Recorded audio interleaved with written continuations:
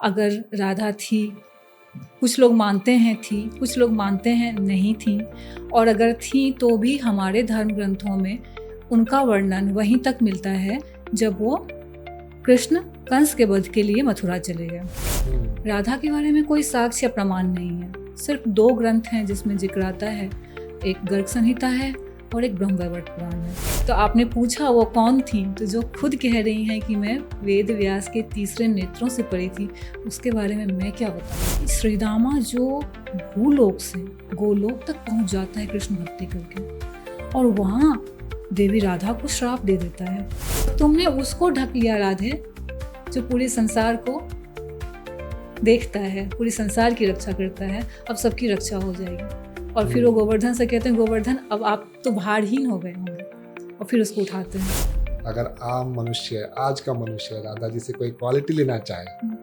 तो क्या क्वालिटी होगी? सरलता, सौम्यता और ईश्वर के प्रति उनका समर्पण।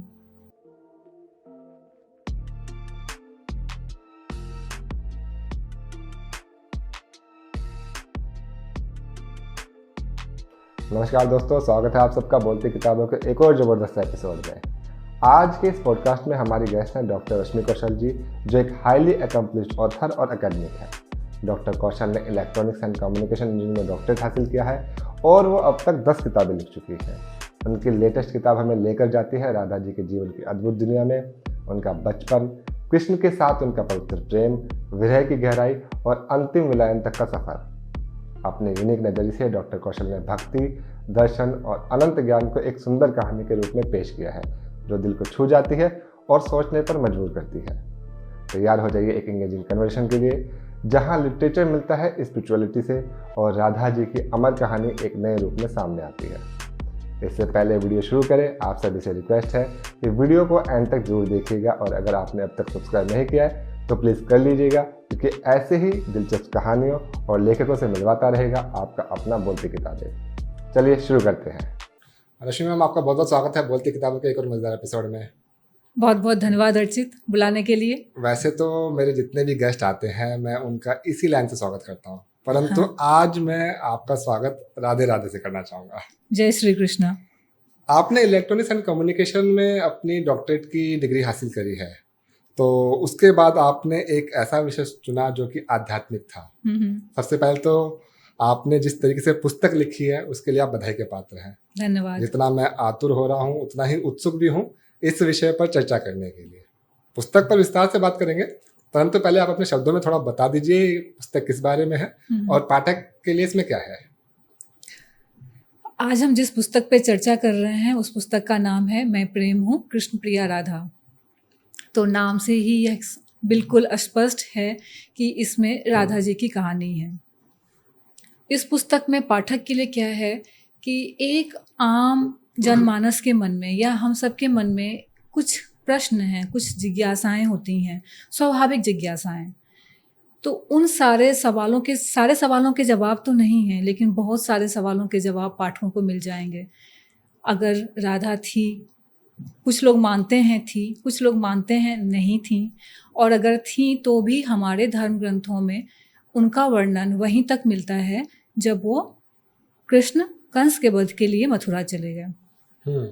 उसके बाद वो फिर मिले, या फिर अगर हम उन्हें देखें कि वो मानव रूप में कोई स्त्री थी तो उसका क्या जीवन रहा होगा, अंत क्या रहा।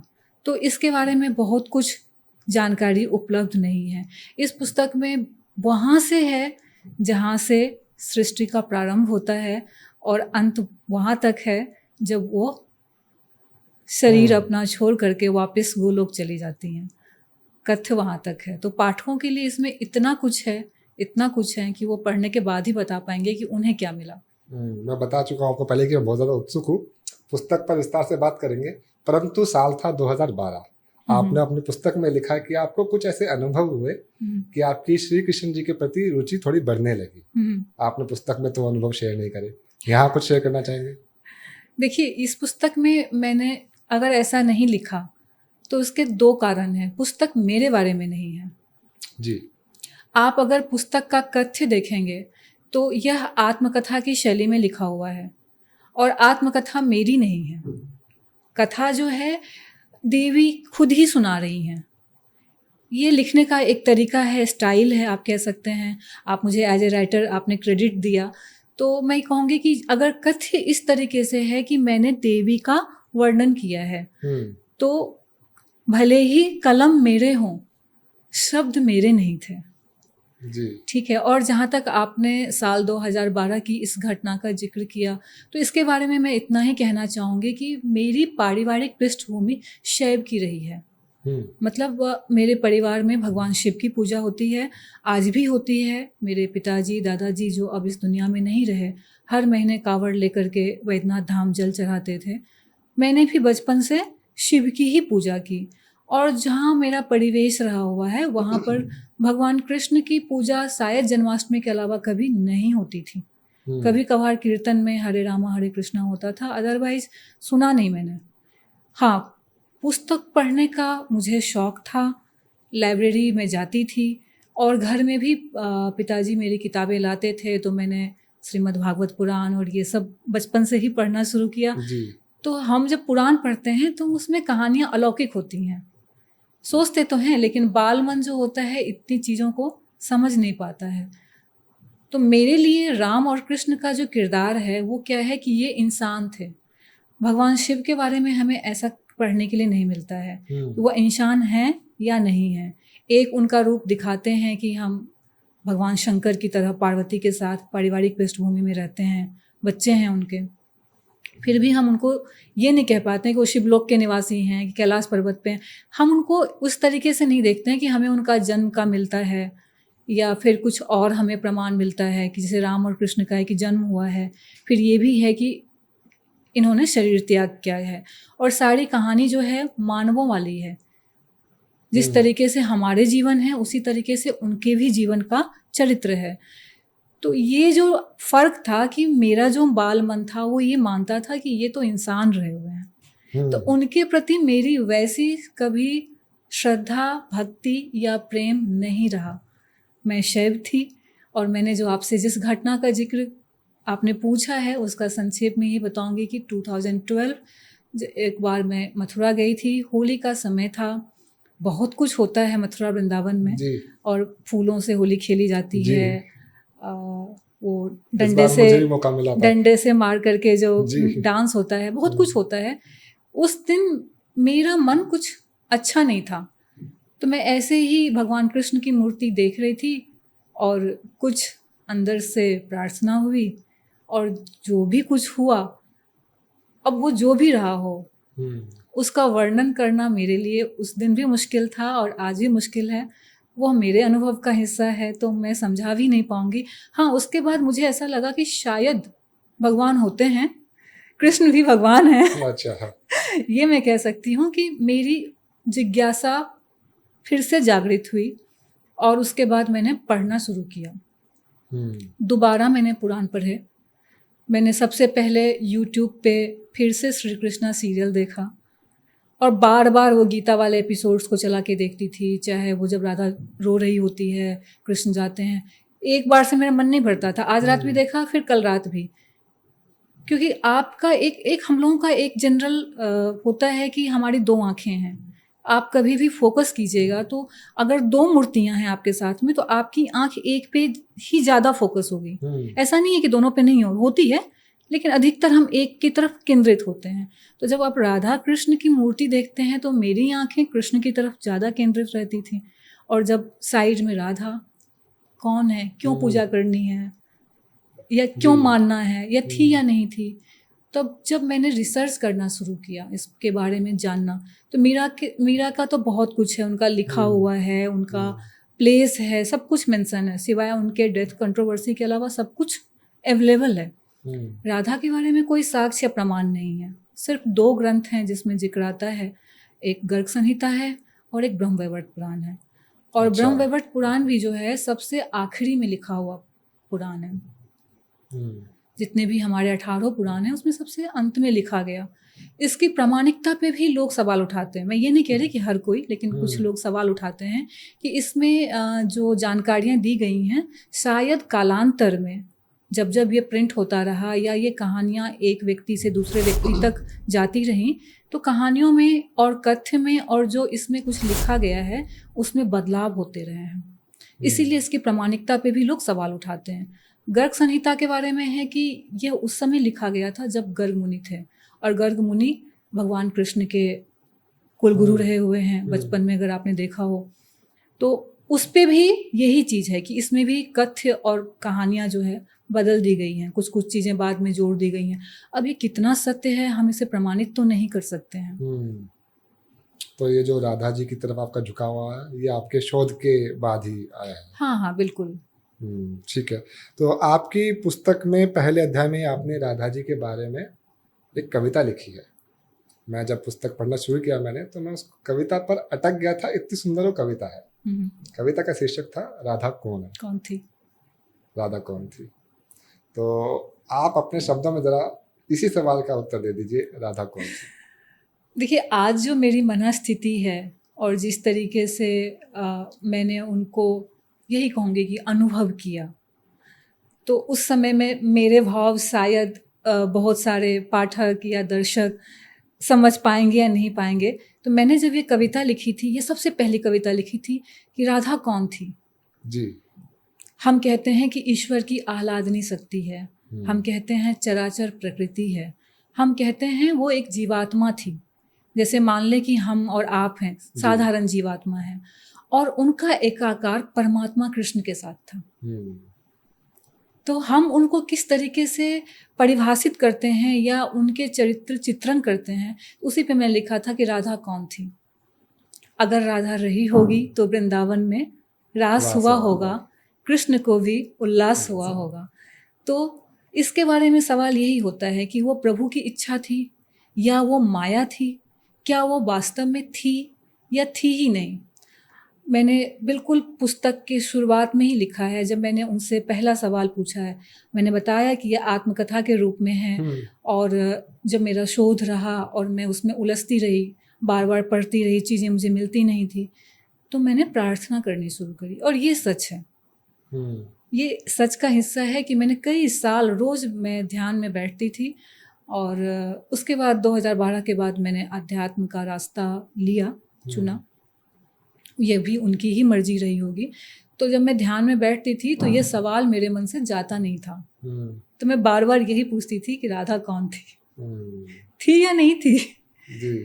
तब जिस समय इस बुक की परिकल्पना हुई, जिस समय मुझे चीज़ों की कल्पनाएं मेरे मन में आई, तब मैंने उनसे सवाल के फॉर्म में जब मैंने इसे लिखा, तो मैंने पहला ही सवाल लिखा था कि वेद व्यास त्रिकालदर्शी थे। उन्होंने गीता भी जो लिखा है वह उस समय वहाँ उपस्थित तो नहीं थे। गीता भगवान श्री कृष्ण ने अर्जुन को समझाने के लिए कही जी। इसको देखा किसने? एक बर्बरिक और एक संजय जी ने, बाकी किसी ने नहीं सुना था। तो जब गीता कही गई थी उस समय वेद व्यास वहाँ उपस्थित नहीं थे। वो एक लेखक थे या लेखक हैं, मतलब लिखी जब उन्होंने, उस समय उन्होंने तो देखा नहीं, सुना नहीं। तो पहला ही सवाल आप देखिए मैंने उसमें पूछा है कि आपको वेद व्यास ने कैसे स्थान नहीं दिया। वेदों की उन्होंने रचना की मतलब वेद लिखित रूप में उन्होंने दिया, रचना तो पहले से थी। तो उसका जवाब भी वो यही कहती हैं कि वेदों की रचना उस समय हो चुकी थी, क्योंकि कृष्ण ने खुद सांदीपनी मुनि के आश्रम में वेदों का अध्ययन किया था। लेकिन तब भी श्रीमद् भागवतम में उनकी चर्चा नहीं होती है। गीता तो खैर ग्रंथ ही उपनिषद का है, वहाँ इस बारे में चर्चा करने का कोई तुक भी नहीं बनता है, लेकिन अन्य ग्रंथों में भी चर्चा नहीं होती है। तो फिर उसका जवाब वो क्या कहती हैं कि मैं उनकी तीसरी नेत्र से भी परे थी। तो आपने पूछा वो कौन थी, तो जो खुद कह रही हैं कि मैं वेद व्यास के तीसरे नेत्रों से परे थी, उसके बारे में मैं क्या बताऊंगी। अच्छा, ये जो सवाल अब मैं आपसे करने जा रहा हूँ, ये अक्सर मैं अपने पॉडकास्ट में सबसे अंत में पूछता हूँ कि जो भी आपने इसमें जानकारी दी है या कंटेंट आपने लिखा है, इसका सोर्स क्या था। आपकी पुस्तक का जो एक फ्लो है, जो एक वेग है, वो मुझे अभी इस समय ये सवाल पूछने पर मजबूर कर रहा है कि जो आपने इसमें जानकारी लिखी है, क्या वो काल्पनिक है या वो रिसर्च बेस्ड है। ऐसा मैं क्यों पूछ रहा हूँ, ऐसा मैं इसलिए भी पूछ रहा हूँ क्योंकि जैसा आप ऑलरेडी बता चुकी है, कृष्ण जी के बारे में बहुत कुछ लिखा पढ़ा गया है, काफ़ी सारे वेदों में, काफ़ी सारे ग्रंथों में उनका उल्लेख है। परंतु राधा जी के बारे में जब कृष्ण जी मथुरा चले जाते हैं कंस का वध करने के लिए, उसके बाद बहुत अगर लिखा भी गया तो बहुत छुटपुट लिखा गया, बहुत ज़्यादा विस्तार में कहीं अवेलेबल नहीं है। परंतु आपने उसके बाद भी काफ़ी सारे अध्याय राधा जी के ऊपर लिखे हैं। तो ये जो आपका सोर्स था, जो आपने जानकारी इसमें दी है, वो कहाँ से आई? इसका जवाब देना शायद मेरे लिए थोड़ा मुश्किल है। आपने देखा कि मैंने इसमें डिस्क्लेमर दिया है कि सब उपन्यास की तरफ पढ़ें। जी। प्रामाणिकता मैं नहीं दे सकती। जिस तरीके से मैं ये नहीं कह सकती कि मुझे क्या अनुभव हुआ, समझाने के बाद भी मैं नहीं समझा पाऊँगी। तो वैसे ही जब मैंने इस किताब पे काम करना शुरू किया तो मैंने प्रार्थना की कि भगवान आपके बारे में इतना कुछ लिखा हुआ, मुझे क्या लिखना है। मेरे गुरु थे उस समय, आध्यात्मिक गुरु थे, और मैंने उनसे भी ये सवाल पूछा। मैंने कहा मेरे सामने जो भी कल्पनाएं उभरती हैं, ना तो मैंने पढ़ा है ना सुना है। तो उन्होंने कहा इसको लिख दो।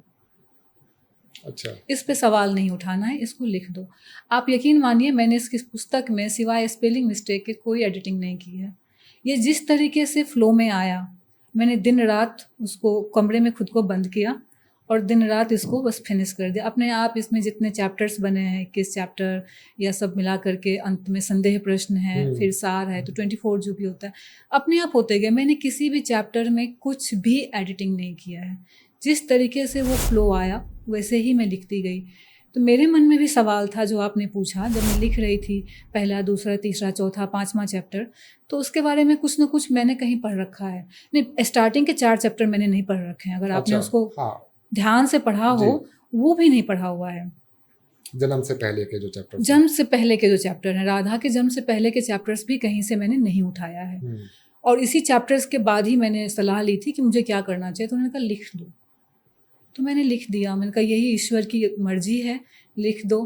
तो मैंने लिख दिया कि उसके बाद मैंने भी प्रार्थना की कि आगे क्या लिखना है, क्योंकि मेरी कल्पना तो वहाँ तक जा ही नहीं रही थी। उसके बाद मैंने पढ़ा दोबारा ब्रह्मवैवर्त पुराण, गर्ग संहिता, तो इक्का दुक्का घटना का मुझे उल्लेख मिला। मैंने रिसर्च की है, मैं इस बात से बिल्कुल भी नहीं कहूँगी कि मैंने रिसर्च नहीं की। जितने लोकगीत हैं, या आप बंगाली संस्कृति में देखेंगे तो वहाँ पे अलग अलग तरह की कहानियाँ हैं उनके जीवन की, कुछ छुटपुट जो लोकगीत और लोक कथाओं में हैं। तो मैंने वहाँ से उन चीज़ों को लिया और फिर जिस तरीके से वो जिस प्रकार ताना बाना बुनता गया, मैंने होने दिया। मेरे मन में एक ही बस सवाल था। जैसे मैंने कहा कि मैंने रामानंद सागर की कृष्णा देखी, उसमें भी अगर आप डायलॉग देखिए तो डायलॉग प्रामाणिक तो वो भी नहीं कह सकते ना, डायलॉग तो किसी राइटर ने लिखे हैं जी। कहानी आपको पता है कि भगवान कृष्ण ने मुक्कों से कंस का वध किया या राधा को छोड़ के चले गए, लेकिन उनके बीच में वार्तालाप क्या हुई ये कहीं उद्धृत नहीं है। कहानी जानते हैं, लेकिन जब हम कोई भी सीरियल देखते हैं, कुछ भी देखते हैं, तो उसमें जो होता है वार्तालाप या राइटर ही लिख रहा है। और अगर आपको लगता है कि कोई रचना बहुत सर्वश्रेष्ठ है या बहुत अच्छी है, तो मैं उसे ईश्वर की कृपा ही मानती हूँ। मैं इसके लिए कोई क्रेडिट नहीं लेती हूँ। जो भी है, अगर कल्पना भी है तो कल्पना भी उनसे ही आई हुई है। बिल्कुल। आपकी जो पृष्ठभूमि है पुस्तक की, वो भी बहुत ज़्यादा रोचक है। जैसा आप बता रही हैं, जब राधा कृष्ण जी का जन्म हुआ उससे पहले जो आपने पृष्ठभूमि तैयार करी है, बड़ी ही सुंदर और बड़ी ही रोचक है। एक को पृष्ठभूमि के बारे में थोड़ा बताइए मैम, जिसमें उसको मैं चाहता हूँ कि आप अपने शब्दों में बताइए। तो इसका पहला जो है वो आपने पढ़ा, जिसमें मैंने एक सवाल पूछे हैं कि आप वेद व्यास के तीसरे नेत्र से कैसे पढ़ी थी। फिर मेरे मन में बहुत सारे सवाल आते हैं। अच्छा वो शादीशुदा थी, अच्छा उनके बच्चे हुए थे, अच्छा उनके फैमिली में क्या हुआ। तो बहुत सारे सवाल होते हैं, मेरा माइंड बिल्कुल उन सवालों में घिर जाता है। तो फिर कुछ दिन तक मुझे आंसर नहीं मिलते हैं, और फिर मिलता है कि सारे सवाल के जवाब तो नहीं मिलेंगे, कुछ सवालों के जवाब उत्तरित हो जाएंगे, मेरी कहानी सुनो। तो ये जो पहला है उसमें है सृष्टि से पहले। जब बात ही सृष्टि से पहले की है तो आप इसे काल्पनिकता कहें, इसे आप उपन्यास की रोचकता समझ के पढ़ें। लेकिन एक चीज़ मैं कहूँगी, क्योंकि आपने मेरा जब इंट्रोडक्शन दिया तो आपने कहा आप इलेक्ट्रॉनिक्स और कम्युनिकेशन इंजीनियरिंग में डॉक्टरेट हैं, तो मैं विज्ञान भी समझती हूँ। बिल्कुल। तो जिस समय में मैंने इस अध्याय को लिखा था, उस समय में मैंने उसकी सारगर्भिता को उतने अच्छे से नहीं समझा। आप देखिए उसमें सृष्टि के वर्णन है कि सृष्टि कैसे बनी, और वो कहती हैं राधा कहती हैं कि आप समझती हैं कि मैं एक नारी रूप में हूँ, स्त्री हूँ, जो सुंदर कपड़े पहनती है, खूब सजावट करती है, पायल पहनती है, छन छन चलती है, कोमल है। तुम ऐसा मानती हो, इसलिए तुम यही कल्पना रख के सुनो, वरना मैं तुम्हारी कल्पनाओं के आयाम से परे हूँ। पहली ये चीज़ उन्होंने कही है।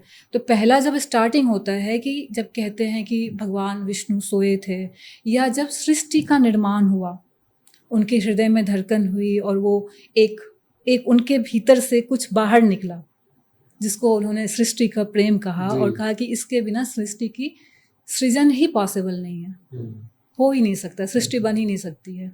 कोई भी चीज़ जो एक दूसरे को बांध रहा है, उसकी वो जो शक्ति है, वही प्रेम है, वही राधा है। तो ये उस समय की राधा का वर्णन नहीं है जब वो बरसाने में मनुष्य रूप में जन्म लेती है जी। तो वहाँ से शुरू होती है। और आपने देखा कि उसमें मैंने 2 और किरदार रखे हैं, एक तो माया है और एक काल है, काल जिसे हम समय कह रहे हैं। बिल्कुल। अगर आप विज्ञान की बात करें, बिग बैंग थ्योरी आपने पढ़ा होगा, सुना होगा, तो हम जब बात करते हैं ना कि कैसे हमारी सृष्टि हुई, तो हम बिग बैंग थ्योरी से पूछते हैं। अगर आप ये सवाल पूछेंगे बिग बैंग थ्योरी से पहले क्या था, तो इसका आंसर आपको ना तो वैज्ञानिक देंगे, ना ही कोई देगा। तो फिर जो होती है वो धार्मिक कल्पनाएं ही होती हैं, जी बिल्कुल, जिसे हमें धर्मगुरुओं ने बताया। ऐसे ही पृष्ठभूमि आपको शिव शक्ति के लिए भी मिलती है कि जब 2 पार्ट में हुए और फिर सृष्टि का सृजन हुआ, वैसे ही मैंने बताया कि सृष्टि का सृजन हुआ है, क्योंकि पहला ही अध्याय वही है। फिर होता है कि एक बहुत छोटा सा सवाल था जो मेरे भीतर था, जब मैं सीरियल देख रही थी, कृष्णा और ये सारे सीरियल, तो 2 दृष्टांत दिखाते हैं, आप भी कभी देखिएगा किसी भी सीरियल में। एक तो दिखाते हैं कि गोलोक में राधा और कृष्ण डांडिया कर रहे होते हैं, अधिकतर सिनेमा में इस तरीके से दिखाया गया। दूसरा दिखाते हैं कि विष्णु भगवान सैया पे लेटे हुए हैं और लक्ष्मी पाँव दबा रही है। जी बिल्कुल। तो अगर 2 प्लेस है, बैकुंठ है और गोलोक है, तो क्या ये 2 अलग अस्तित्व की कहानी है, 2 अलग ईश्वर की कहानी है? तो आप देखेंगे कि उसमें मैंने बताया है कि गोलोक का निर्माण कैसे हुआ। गोलोक में आकर के वो लोग रहते हैं, जब इस अवस्था में होते हैं कि वो एक ऊर्जा है जिसको आप कुछ लोग देख सकें, कुछ लोग वार्तालाप कर सकें, कुछ लोग कनेक्ट कर सकें, और फिर वहाँ से वो आते हैं विष्णु लोक में। जब प्रकृति कंप्लीट हो जाती है, जब सृजन हो रहा होता है, और वहाँ पर किस तरीके से वो एक निराकार नराकार रूप लेता है। ये शब्द ज़्यादा अच्छा रहेगा कि जो निराकार है, जिसको देख ही नहीं सकते हैं। विष्णु भगवान अपनी पीताम्बरी दे देते हैं तो वो पीले रंग के सज जाते हैं। विष्णु भगवान अपना शंख दे देते हैं, अपना वैजंती माल दे देते हैं, और एक निराकार जो है एक आकार ले लेता है।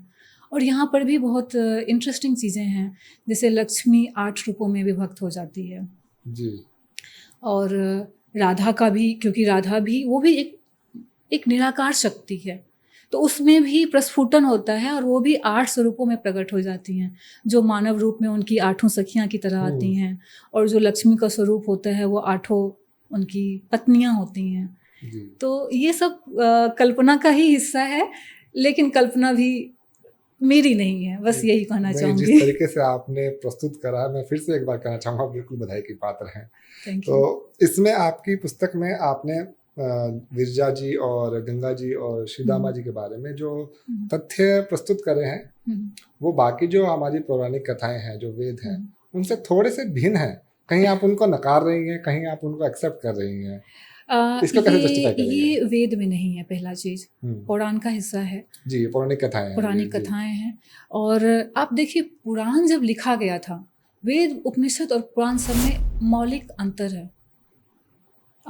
इस पे अगर हम चर्चा करेंगे तो लंबी हो जाएगी। पौराणिक कथाएं जो हैं वो जनमानस को समझाने के लिए लिखी गई थी, जिसका मैंने कहा कि कालांतर में उसमें बदलाव होते गए। अब भी जब किताबें छपती हैं तो कुछ ना कुछ बदलाव देखने के लिए मिलता है। तो उन्हीं पौराणिक कथाओं में ये चीज़ें हैं। तो जो ये चीज़ बताया गया है विरजा के बारे में, गंगा के बारे में, कहानियाँ जो मैंने ली है वो पौराणिक ही है। श्रीदामा की कहानी भी पौराणिक है कि श्रीदामा ने शाप दिया, इसीलिए राधा जी को 100 वर्षों का प्रभु से दूरी झेलना था, इसीलिए उनको बिरह झेलना पड़ा, उन्हें मनुष्य रूप में आना पड़ा, इस तरीके से। तो मैं इस तथ्य को स्वीकार करती हूँ। लेकिन ये घटना जहाँ की बताई जाती है कि गोलोक में श्रीदामा ने श्राप दिया, तो वहाँ पे वो कहती है कि और वो जो है, जो पूर्ण प्रेम है, वहाँ आप हम जैसे पृथ्वी के वायुमंडल में तो हमारे अंदर क्रोध है, हमारे अंदर अलग अलग तरह की भावनाएं हैं, वो भावनाएं वहाँ नहीं है जहाँ निराकार स्वरूप है। तो अगर उनको उन्होंने श्राप भी दिया तो वो उसको एज ए ह्यूमन बीइंग नहीं लेती हैं। यही मैंने लिखा है। तो मैंने स्वीकार कहानी को बिल्कुल माना है, सिर्फ ये कहा है कि वो सिर्फ श्राप के बस नहीं आई। उनको ये भी देखना था कि भक्ति के साथ एक और चीज जुड़ता है, वो है अहंकार। ज्ञान और भक्ति दोनों में ही ये चीजें हो जाती हैं कि जब अहंकार जुड़ जाता है तो कहते मैं देखती हूँ कि आखिर होता क्या है।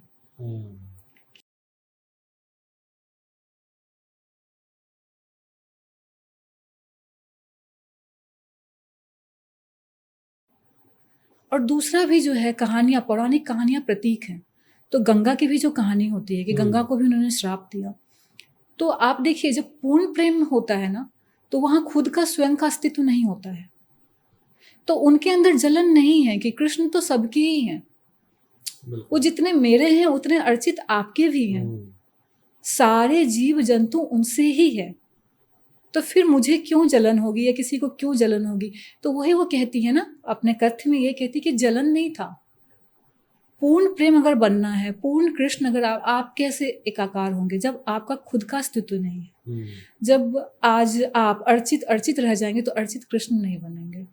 तो वो उन्होंने कहा है वहाँ पे, वो जस्टिफिकेशन दिया है कि गंगा से उन्होंने जलन की वश नहीं किया, कोई श्राप नहीं दिया, उनको कृष्णमय होना था तो उसका रास्ता बताया। जी बिल्कुल।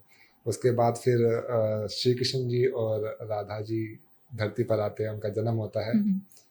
एक बार बचपन में मुलाकात भी होती है उनकी, वो आप भी वर्णन आपने किया है पुस्तक में। उसके बाद फिर जैसे जैसे समय बीतता जाता है श्री कृष्ण अपनी लीलाएं करते हैं, राक्षसों को मारते हैं। हालांकि ये सब बाल अवस्था में ही हो रहा है, तो उस वजह से उनके माता पिता में एक डर का भाव आ जाता है। श्री कृष्ण जी का परिवार आ बसता है वृंदावन में और राधा जी का परिवार आ बसता है बरसाने में। उसके बाद कब मुलाकात हुई श्री कृष्ण जी की राधा जी से? देखिए फिर यही सवाल है, वो तो भगवान ही जानते होंगे। जो कहानियों से और शोध से मुझे जानकारी मिली और उन सारे तथ्यों को मैंने मिलाया कि पहली कहानी आपको ये मिलती है, मैंने उसमें सुदेवी वाली कथा का वर्णन किया है। हाँ जी। कि सुदेवी गोद में उठाती है और जंगल में जाते हैं, इस तरीके से मिलते तो हैं ये लोग इस तरीके से क्योंकि इनका पारिवारिक संबंध होता है। आप अगर कोई भी सिनेमा देखेंगे या सीरियल्स देखेंगे तो उसमें भी आपको यही दिखाएंगे कि ये लोग नंद बाबा जब जाते हैं तो साथ में कृष्ण आते हैं, या फिर इनकी फैमिली जब जाती है तो राधा होती है, तो मिलना इनका होता है। लेकिन मैंने इसमें एक घटना का वर्णन किया है और ये घटना भी मेरे शोध का हिस्सा था कि ये कहीं मुझे कहानी पढ़ने के लिए मिली थी। उसमें ये लिखा हुआ था कि राधा ने उनको गोद में उठाया। उस कहानी में राधा को 14 साल बड़ी दिखाया गया था। उस कथा में मैंने कहा कि बहुत सारी मैंने लोक कथाएं पढ़ी और आज मुझे याद भी नहीं है क्योंकि मैंने इस पर लगभग 9-10 साल पहले काम किया था। तो उस समय में क्या होता है कि मैंने लिखा है कि जब वो जाती हैं उस तरीके से मिलती हैं जब वो तंद्रा की अवस्था में होती हैं। कृष्ण गाय चराने के लिए जाने लगते हैं, थोड़े बड़े हो जाते हैं। शुरू में नंद बाबा उनके साथ जाते हैं, फिर उनको लगता है कि नहीं अब बच्चा जा सकता है खुद से अकेले, फिर उसको छोड़ देते हैं कि जाओ अब तुम गाय। और ऐसा हम सबके साथ भी होगा, और हमारे बच्चे कहीं जा रहे हैं तो 2-4 दिन हम उनको अकेला नहीं छोड़ेंगे, उनके साथ जाएंगे, फिर देखेंगे सही से पहुँच जा रहा है, रास्ता ऐसे याद हो गया है। तो यही होता है।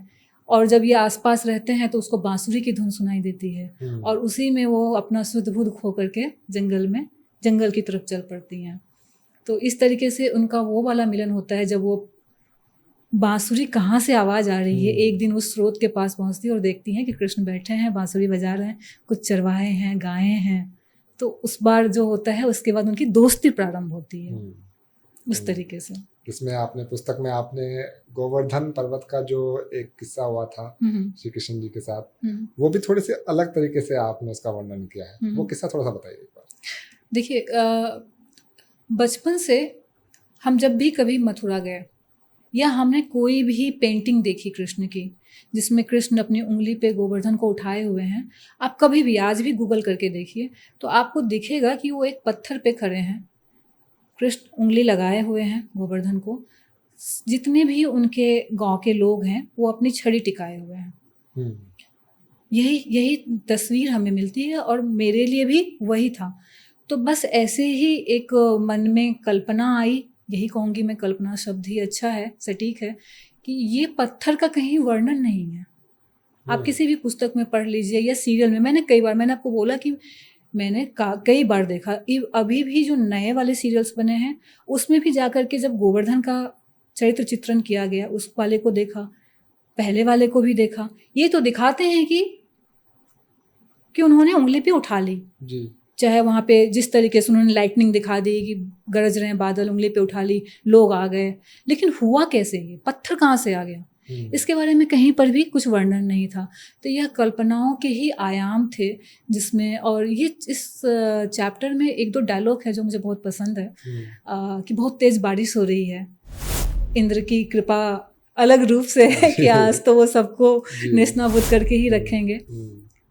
इस भयंकर बारिश में जब बिल्कुल अंधेरा हो रखा है, हाथ का हाथ दिखाई नहीं दे रहा, कृष्ण दौड़ जाते हैं, सभी लोग पेड़ों के नीचे छुपे हुए हैं, तो उसको देख करके ये भी नहीं रुक सकती है, ये भी दौड़ जाती हैं, ये भी दौड़ के वहाँ पहुँचती हैं। उनको इस बात से नहीं है कि बाकी का क्या हो रहा है, उनका प्रेम सिर्फ कृष्ण के लिए है। तो वो कृष्ण जा करके गोवर्धन के पास रुकते हैं, ये दौड़ के पीछे से आती है, कृष्ण देखते भी नहीं, पर उनको पता है कि राधा ही होगी, और अपना आंचल उठा करके कृष्ण के ऊपर रख देती हैं कि इतनी भयंकर वर्षा में उस आंचल से क्या ही होना है, लेकिन यह प्रेम है, यही प्रेम है। जब आप परवाह करते हैं ऐसी कि इसकी रक्षा हो जाए, तब कृष्ण कहते हैं कि ये जो प्रेम है ना, ये तो सबको भारहीन कर देगा, मुक्त कर देगा, और तुमने उसको ढक लिया राधे जो पूरे संसार को देखता है, पूरी संसार की रक्षा करता है, अब सबकी रक्षा हो जाएगी। और फिर वो गोवर्धन से कहते हैं, गोवर्धन अब आप तो भारहीन हो गए होंगे, और फिर उसको उठाते हैं। उठाने के बाद क्या होता है कि ये बच्चे होते हैं, 7 साल 8 साल की उम्र बताई गई है, तो 7 साल के बच्चे आज भी आप देखिए हमारी कमर से थोड़ा ही ऊपर होते हैं, और नंद बाबा और सभी लोग जिनकी अच्छी खासी हाइट है, वो कैसे आएंगे उस पहाड़ के नीचे। तो राधा कहती है कि मेरे कंधे पे पैर रख के सवार हो जाओ। तो अभी भी ये मान्यता है कि आप किसी लड़की के ऊपर आप कंधे रखना अशोभनीय माना जाएगा, लेकिन ये क्या चीज़ है, ये सिंबॉलिक है। मैं ये नहीं कहती कि यही घटना घटी, मैं कहती हूँ सिंबॉलिक है कि उनका भी आधार प्रेम है। कृष्ण जिस शिला पे खड़े हैं वह प्रेम है, वह शक्ति है। फिर बलराम आते हैं और एक पत्थर का टुकड़ा उठा के लाते हैं, कृष्ण राधा के कंधों से पत्थर पे खड़े हो जाते हैं। इस तरीके से गोवर्धन चैप्टर है, पढ़ने वाले को जरूर अच्छा लगेगा। बिल्कुल, मुझे थोड़ा सा विचित्र लगा था, इसलिए मैंने आपसे पूछा। अब आते हैं रासलीला पर। हर पूर्णिमा की रात को रासलीला हुआ करती थी, फिर कृष्ण जी के मन में आया कि अब हम महारास रचेंगे। क्या था महारास, उसके बारे में थोड़ा बता दीजिए। यह एक ऐसा टॉपिक है जिसे समझाना बहुत मुश्किल है, खुद उसमें ये कथ्य कहा गया है। यह वह क्षण था जब आत्मा और परमात्मा एकाकार हो गए थे। अब अगर मैं आपको ये लाइन कहूँ भी कि आत्मा और परमात्मा एकाकार हैं, तो हमारी कल्पना तो नहीं समझ सकती। हाँ, लेकिन निश्चित रूप से यह वह नृत्य नहीं है जिस तरीके से अभी होता है या कहीं और नाट्य मंचन और चित्रण होता है। आप देखिए, मैंने इसमें बहुत, यहाँ पर भी शायद मैंने एक स्वीकारा है और एक नकारा है, आपने पूछा है, क्योंकि पुराणों में लिखा गया है कई लाख गोपियाँ थीं जी। तो वहाँ पर भी मैंने पूछा है उनसे सवाल, तो उन्होंने कहा कि नहीं थी, क्योंकि एक हमारी हम उम्र लड़कियाँ, मतलब एक ग्रुप हो, जिस एक एज ग्रुप के लोग हों, वो सब की सब जो अनमैरिड हो, वो सब की सब जो डांस करने में प्रवीण हो, और वो सब की सब जो कृष्ण से उतना ही प्रेम करती हों। तो ये ऐसे लोग अगर लाखों होते हैं, गांव थे छोटे छोटे, एक गांव की जनसंख्या 3-4 हज़ार से मान लीजिए 8-10 हज़ार भी रही होगी, तो उसमें इतनी लड़कियां होंगी क्या। वो लड़कियां पैदल चल के आती थी रात में, पूर्णिमा में होता था, इसके पीछे भी कारण है, वो लिखा हुआ है उसमें कि अगर आप अंधेरी रात में आते थे, लड़कियां रातों को आती थी, छुप छुपा के आती थी। आज का भी परिवेश मान लीजिए है, और हमारे घर में कोई लड़की रात में 10 बजे श्रृंगार करके बाहर निकले तो सबके कान खड़े हो जाएंगे। तो नहीं था, रात में अगर ये निकलती थी अंधेरी रात में, कुछ दिया या कुछ लेके निकलेंगे तो भी लोगों को पता चल जाएगा। सांप बिच्छू का डर होता था। तो पूर्णिमा की रात या ये रातें जो चुनी गई थी उसके पीछे था कि चलो रोशनी तो है, पूर्णिमा की रात में ये इनको आने से लेके जाने के टाइम तक चांद डूबता नहीं है।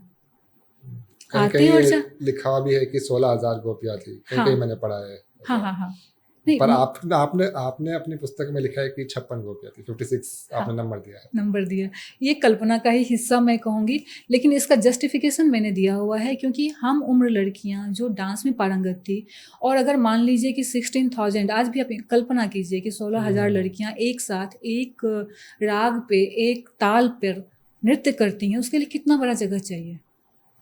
आप बरसाना और वृंदावन और मथुरा, इन सभी जगहों की कल्पना करें, छोटे छोटे गांव हैं, अभी भी आप देखिए कितना छोटा गांव है, इतने बड़े जगह का यमुना तट पे होना जहाँ पर कि प्रैक्टिस करेंगे। आज भी अगर हम डांस करते हैं कोई भी तो वो कई बार प्रैक्टिस करता है, प्रैक्टिस करने के लिए भी इतना जगह चाहिए, इतनी आवाज़ चाहिए, इतने नगाड़े बजाने वाले लोग चाहिए, ऐसे ही नहीं होगा ना नृत्य।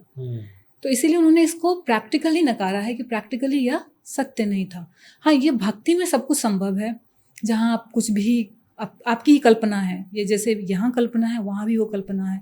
तो उन्होंने ये कहा है कि 16,000 गोपियाँ नहीं थी, 16,000 नारियाँ थीं जिनको नरकासुर से कृष्ण ने छुड़ाया था। वो अलग अलग देश की राजकुमारियाँ थीं जिसको नरकासुर ने बंदी बनाया हुआ था, और नरकासुर को मारने के बाद उसको उन्होंने फ्री किया था। 16,000 ऐसी गोपियाँ नहीं थी जो कि रास का पार्ट थी। दूसरा चीज़ कि आपने महारास की बात की, महारास एक ही दिन हुआ था, ऐसा कहानियों में है, ऐसा मैं नहीं कह रही हूँ, कहानियों में है कि वह एक ही रात ऐसी थी जब जितनी भी वहाँ थी उपस्थित गोपियाँ, उन सब के साथ कृष्ण थे। ऐसा नहीं था कि अगर सुदेवी है या कोई और है तो उसको ये नहीं फील हो रहा था कि कृष्ण मेरे साथ नहीं है। मतलब जितनी आत्मा थी वो परमात्मा के साथ बिल्कुल एकाकार हो गई थी। तो महारास उसको कहा गया है, महारास नृत्य का नहीं है। हाँ, ये लोग जब बच्चे थे, जैसे आज भी हमारे घर में कोई अच्छा बच्चा गाता है या नृत्य करता है और हमारे घर गेस्ट आते हैं तो हम कहते हैं करके दिखा दो, या कुछ प्रोग्राम होता है तो कहते हैं हमारे बच्चे आज प्रस्तुत करेंगे। तो वैसे ही इनकी मंडली थी, ये लोग करते थे, नाचते थे, गाते थे। महारास एक अलग चीज़ है, समाधि की एक अवस्था है, और इसको समझाना तो मुश्किल है। हाँ, लेकिन यही फिर से कहूँगी, आपने एक और क्वेश्चन पूछा था कि महारास की एक विशेषता थी कि उसमें पौराणिक कहानियों में ऐसा उल्लेख मिलता है कि स्वयं महादेव आए थे।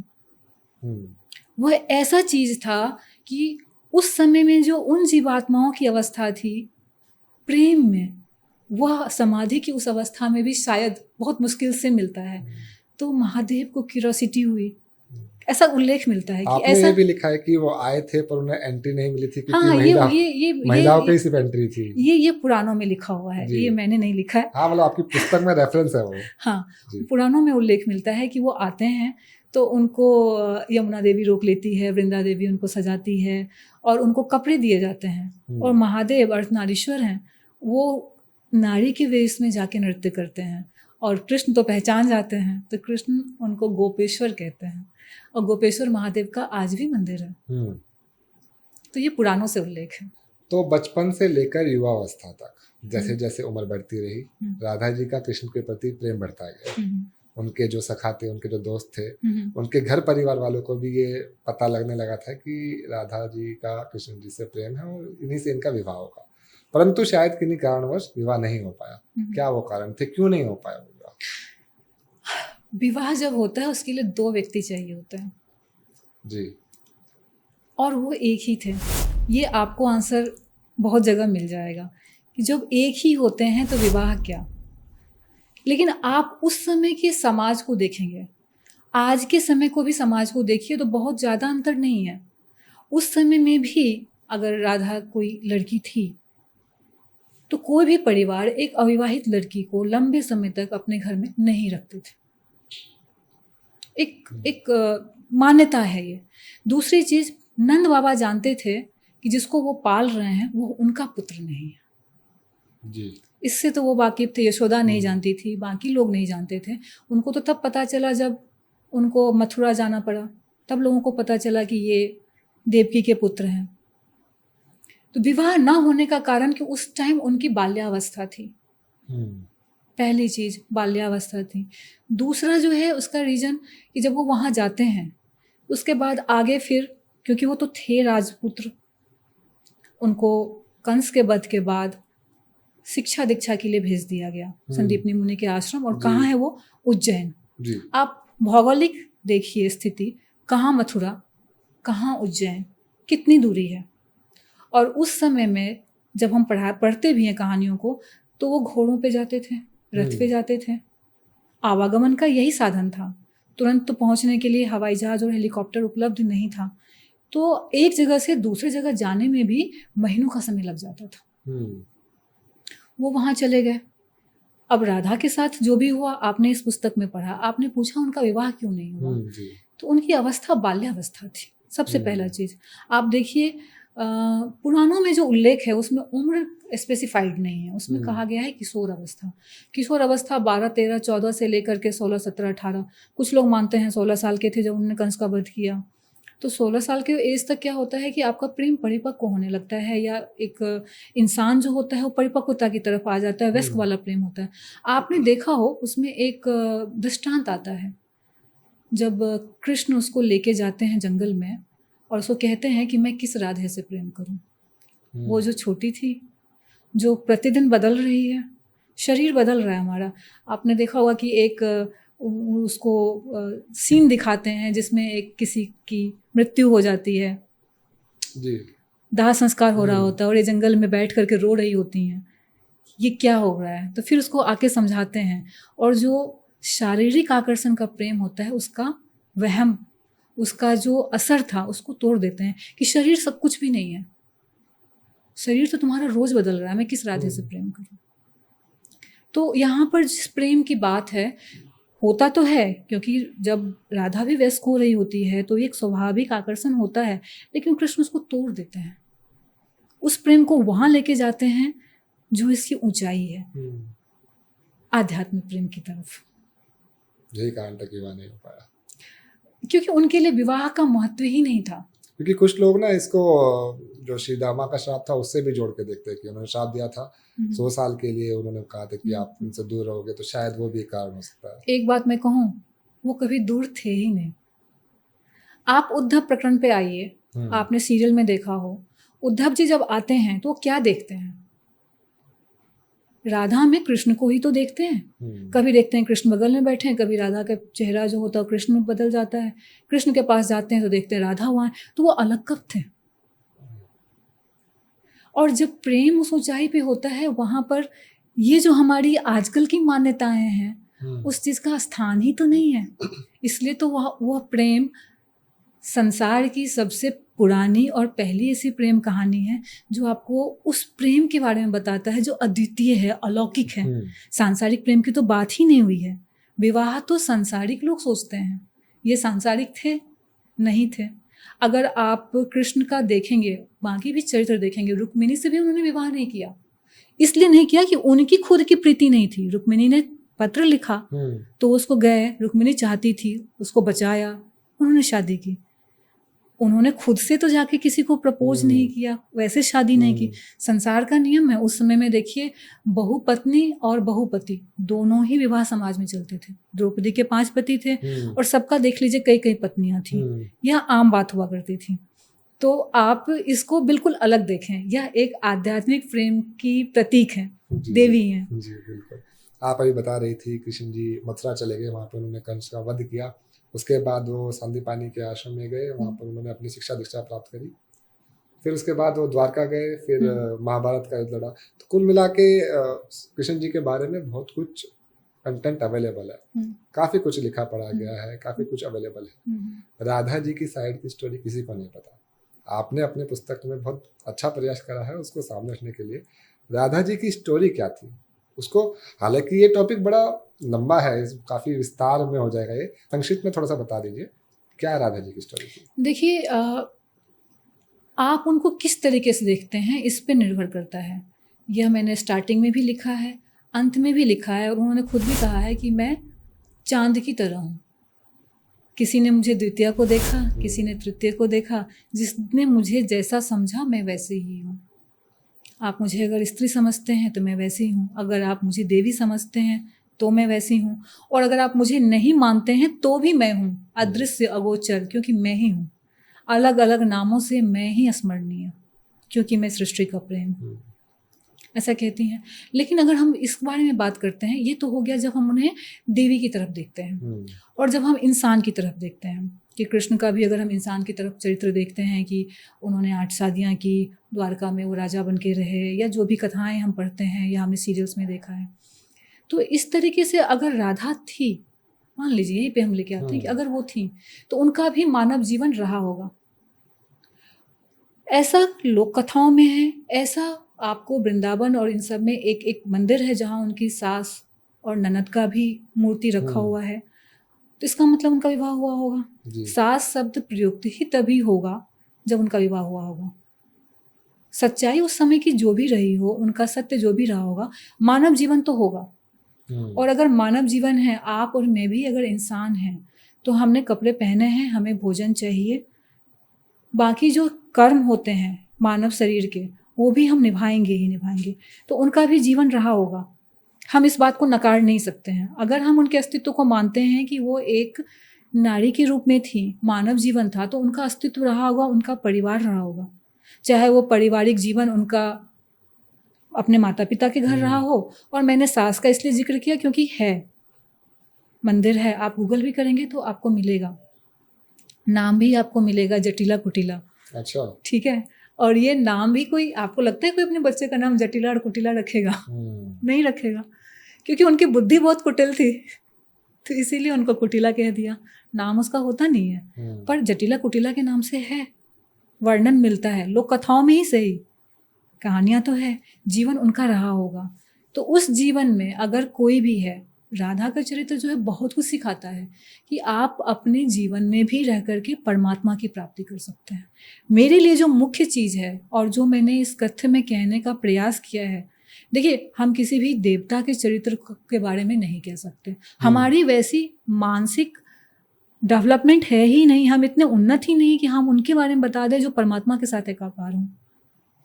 लेकिन फिर भी अगर हम थोड़ी बहुत कहानी कहने का प्रयास करें, या मुझे अगर मेरे द्वारा जो भी ये लिखा गया है, तो उसमें मैं यही कहूँगी कि उसमें एक भाव है, एक उसमें आपको सिखाया गया है कि आप इस जीवन में रहते हुए भी, सभी दायित्वों का निर्वाह करते हुए भी उस परमात्मा के साथ एकाकार हो सकते हैं। और उस प्रेम का मतलब बिल्कुल भी ऐसा नहीं है कि आपको शारीरिक रूप से मिलना है या विवाह करना है और साथ में रह करके ही जीवन बिताना है। कृष्ण को हम देखते कैसे हैं? वो हमारी तरह आम आदमी नहीं है, परमात्मा हम कहते हैं। गीता में उन्होंने स्वयं कहा है ना कि मैंने ये गीता का ज्ञान पहले सूर्य को दिया था, फिर इक्ष्वाकु को। तो वो कहाँ से वर्णन कर रहे हैं? तो अगर वो वर्णन कर रहे हैं और वो ही उन्होंने ही कहानियों के हिसाब से वो बार बार कहते हैं कि वो और राधा एक है, ऐसा उन्होंने नहीं कहा कि मैं अर्जुन और हम दोनों एक हैं। उन्होंने कहा है ना, एक कथा आती है कि मैं नर था, तुम नर थे, मैं नारायण था। कहानी भी आती है, तपस्या कर रहे होते हैं वो लोग, दिखाते भी हैं सीरियल में। लेकिन राधा के लिए उन्होंने क्या कहा गया कि वो एक ही हैं, वो दो नहीं है। हमारे जितने भी देवता हैं, शंकर, पार्वती, विष्णु, लक्ष्मी, हम दो रूप में भी पूजा करते हैं, यहाँ एक रूप में पूजा होती है, एकाकार। जी बिल्कुल। हालांकि ये विषय ऐसा है कि मन करता है इसके ऊपर बात करते ही चले जाए, परंतु समय की थोड़ी सीमा है। आखिरी सवाल से इसमें मैं पूर्ण विराम लगाना चाहूँगा। श्री कृष्ण जी ने अपार लीलाएं करी, उन्होंने कई सारे राक्षसों का वध करा, कई सारे चमत्कार करे, इसी वजह से उनको भगवान कहा जाता है, इसी वजह से उनको पूजा जाता है। परंतु राधा जी का जीवन बड़ा ही सरल और साधारण था, उसके बावजूद भी वो इतनी प्रसिद्ध हुई, इसके पीछे क्या कारण है? आपने इसमें 3 सवाल पूछे हैं अर्चित। प्रसिद्धि की जहाँ तक आप बात करते हैं, आप आज के समय का ट्रेंड देखिए, ये कहानी ऐसा कहते हैं, ऐसा मैं नहीं कह रही हूँ, इतिहासकार कहते हैं, शोधकर्ता कहते हैं कि कृष्ण का शायद, वो भी शायद ही लगाते हैं कि 5100 साल पहले, कोई कहता है 3500 साल पहले। सबके अपने अपने शोध कार्य हैं, वो किसी तरीके से, कोई ज्योतिष के हिसाब से, किसी भी तरीके से अपनी गणना करके बताते हैं। तो आपने पूछा प्रसिद्धि, एक सिनेमा था जय संतोषी माता करके जी, जब ये सिनेमा आया था तो सब जगह लोग संतोषी माता की पूजा करने लग गए। अभी फिर आजकल कम हो गया, बहुत कम लोग आपको दिखेंगे, लेकिन अगर आपके बचपन में मुझे ख्याल से अगर आपने देखा हो तो बहुत होता था। जी। तो प्रसिद्धि किसी चीज़ की कैसे होती है? आज के समय में क्या होता है, कोई चीज़ वायरल हो गया तो प्रसिद्धि एक अलग चीज़ है। लेकिन हाँ, ऐसा इतिहासकार ही बताते हैं कि पहले पहले पूजा कृष्ण और रुक्मिणी की होती थी। हम्म। जब निम्बार्क ऋषि आए और बाद में जितना भी भक्तिकालीन मूवमेंट रहा, इतिहास भक्ति काल कहा जाता है, जब बहुत सारे आपके कृष्ण भक्त हुए, तो उन्होंने जब जपना शुरू किया, उनको भी शायद प्रेरणा मिली होगी कि प्रेम कैसे होगा, भक्ति बिना प्रेम क्या अधूरा है। हम्म। अगर प्रेम ही नहीं है तो भक्ति कहाँ, तो ईश्वर से प्रेम कैसे हो? तो उसको उन्होंने क्या किया कि एक मूर्त रूप दे दिया। ये मैं आपको शोधकर्ताओं की बात बता रही हूँ, जी। फिर भी कह रही हूँ कि भक्ति का एंगल अलग होता है, आप इसको उस तरीके से ना ले, मैं शोध करता हूँ। तो उन्होंने क्या किया, एक मूर्त रूप दे दिया, क्योंकि बिना प्रेम के तो भक्ति संभव ही नहीं है। प्रेम, भक्ति की पराकाष्ठा ही प्रेम है। तो फिर उन्होंने या तो इस पात्र को गढ़ा या इसकी परिकल्पना हुई, और उसके बाद निम्बार्क ऋषि से इसकी शुरुआत मानी जाती है, मैंने नाम लिया इनका। तो लोग जब ये वाला युग आया, जब हरे कृष्णा शुरू हुआ, तो वो फिर राधे कृष्णा शुरू हो गया। और आज आपने जैसे राधे राधे कहा और मैंने आपको जवाब में जय श्री कृष्णा कहा, तो मैंने भी राधा और कृष्ण को एकाकार करने के लिए कहा, कि पूरक होने के लिए ही कहा। तो इस तरीके से होते गए। अभी भी देखिए, कुछ लोग राम राम कहते हैं, कुछ लोग सीताराम कहते हैं। मेरे गाँव की तरफ आप चलेंगे, लोग कहेंगे सीताराम सीताराम। हाँ, मेरे अभी भी ससुर जी हैं, कुछ को जो भी गांव के लोग हैं, वो आएंगे तो सीताराम सीताराम बोलेंगे। फिर इधर की तरफ आप आ जाइए तो कहेंगे राम राम भाई साहब, ठीक है। फिर आप गुजरात की तरफ बढ़ जाइए, वहाँ मिलेंगे लोग, कहेंगे जय श्री कृष्ण, कहीं पे कहेंगे राधे कृष्णा, कोई कहेगा राधे राधे। आपका प्रेम है, आपकी भक्ति है, किसी भी तरीके से आप भक्ति कीजिए, आप उसी की भक्ति कर रहे हैं। जी। अगर आम मनुष्य, आज का मनुष्य राधा जी से कोई क्वालिटी लेना चाहे तो क्या क्वालिटी होगी? क्योंकि आपने इस पर शोध करा है, इसलिए शायद आप इसे बेहतर तरीके से बता सकते हैं। देखिए, उनके चरित्र से सीखने के लिए तो इतना कुछ है, इतना कुछ है, जिसको शब्दों में समेटा ही नहीं जा सकता। अगर मैं किताब के 4 उन अध्यायों को हटा दूं जो मानव जीवन से पहले है, आपने देखा है उसमें मैंने एक और पंक्ति लिखा है कि लोग चाहते तो हैं लक्ष्मी जैसी बेटी हो, राधा को कोई एज ए बेटी नहीं, किसी ने किया ही नहीं। वो कहते हैं ना, कृष्ण मजाक उड़ाते हैं कि राधे तुम्हारे लिए किसी ने तो हवन भी नहीं किया। हवन से द्रौपदी का जन्म होता है, तुम्हारे लिए तो किसी ने मांगा ही नहीं, तुम कहाँ जन्म लोगी? तो ये एक अलग चीज़ है। और दूसरी चीज़ आती है, जब मानव जीवन में हम उनको देखते हैं, तो मानव जीवन में हमने क्या देखा? सरलता, सौम्यता और ईश्वर के प्रति उनका समर्पण। उन्होंने अपने किसी भी उत्तरदायित्व का निर्वाह न किया हो, ऐसा कहीं भी लिखने में नहीं मिलता है। और यह कहानी क्योंकि एकदम साधारण है, एकदम साधारण है, इसमें कुछ वैसा दिखाने के लिए नहीं था, तो इसीलिए शायद कथाकारों ने इतना महत्व नहीं दिया। दूसरा चीज़ उन्होंने कहा कि जो पुस्तक में भी पंक्ति लिखी हुई है, इसके बाद की जो प्रक्रिया थी वो थी राधा की कृष्ण बनने की, एक जीवात्मा का परमात्मा के साथ एकाकार होने का। तो इसके बारे में लिखेगा कौन, और लिखेगा तो क्या लिखेगा? एक लाइन में मैं भी बोल रही हूँ, लेकिन एक जीवात्मा परमात्मा के साथ कैसे एकाकार हुआ, ये कौन लिखेगा? तो ये बहुत मुश्किल है। और यही चीज़ है कि सब पे उनकी कृपा हो, क्योंकि कृष्ण को अगर पाना है या परमात्मा से एकाकार होना है तो उनका आशीर्वाद जरूरी है। बिना उनकी कृपा के हमारे हृदय में प्रेम ही नहीं फूटेगा, और प्रेम नहीं होगा तो फिर हम ईश्वर के साथ जुड़ेंगे कैसे? कुछ भी अगर जोड़ता है ना अर्चित, तो वो प्रेम जोड़ता है जी। आप देखिए, 2 व्यक्ति भी है ना, कोई भी, उनके बीच में जितनी घनिष्ठता होती जाएगी वो उससे उतना साझा करेंगे, और ज़्यादा घनिष्ठता होगी तो परिवार में रहेंगे। और आप लोग या सांसारिक लोग मानते हैं कि सबसे ज़्यादा करीबी पति पत्नी होते हैं, तो वो एक बिस्तर पे होते हैं, एक कंबल में होते हैं, तो ये घनिष्ठता बढ़ते जाती है। और हम उस घनिष्ठता की बात कर रहे हैं जो किसी आत्मा की होती है, जो हमारे भीतर होता है। तो ये तो कथी ही अलग है। बिल्कुल मैम, हमारे पास और समय होता तो इस पर विस्तार से बात करते, परंतु मुझे आशा और पूरी उम्मीद है कि हमारे लिसनर्स को भी ये पॉडकास्ट बहुत पसंद आने वाला है। बहुत बहुत धन्यवाद मैम। Thank you. तो ये थी रश्मि मैम। अगर आप राधा जी के जीवन को समझना चाहते हैं, उनके प्रेम भाव को समझना चाहते हैं, तो इस पुस्तक में मैम ने बहुत सुंदर तरीके से सब कुछ बड़े ही विस्तार से लिखा हुआ है। आप इस पुस्तक को जरूर एक मौका दें, ये आपको निराश बिल्कुल नहीं करेगी। फिर मिलेंगे एक नए पॉडकास्ट के साथ, एक नई किताब के साथ। तब तक के लिए पढ़ते रहिए, आगे बढ़ते रहिए। जय हिंद, जय भारत।